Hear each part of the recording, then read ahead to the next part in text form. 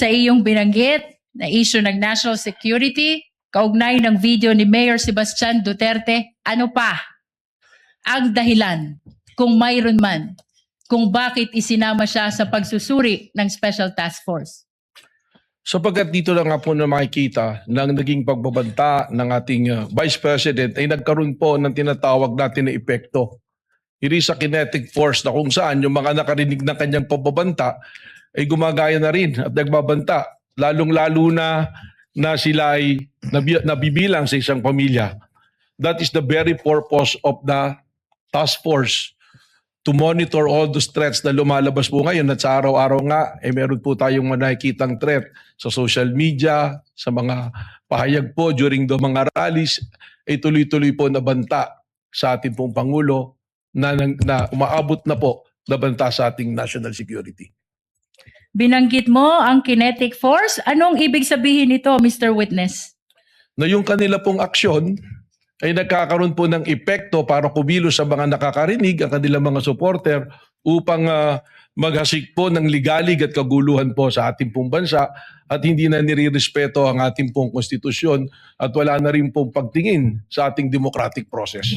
Ano pa ang dahilan, kung meron man, bakit isinama sa pagsusuri ang video ni Mayor Sebastian Duterte kaugnay ng Rage Coalition Rally? Yung presensya, Objection as unanswered, Your Honor. Witness may answer.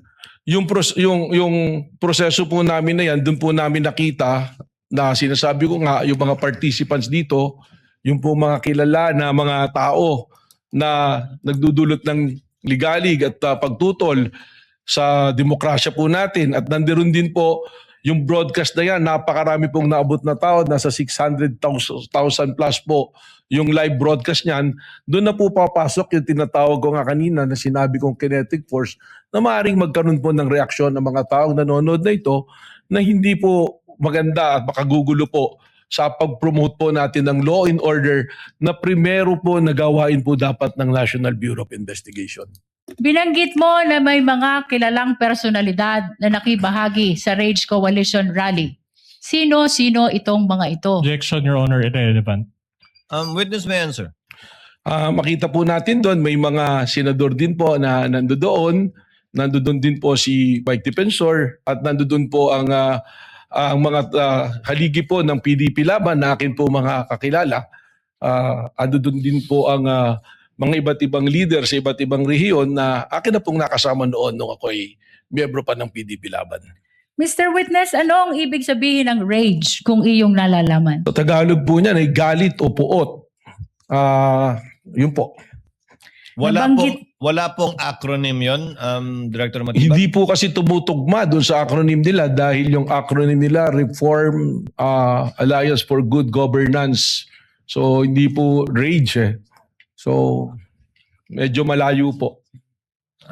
May procedure, Your Honor. Counsel may proceed. Nabanggit mo din, Mr. Witness, na maraming nanood ng videong ito.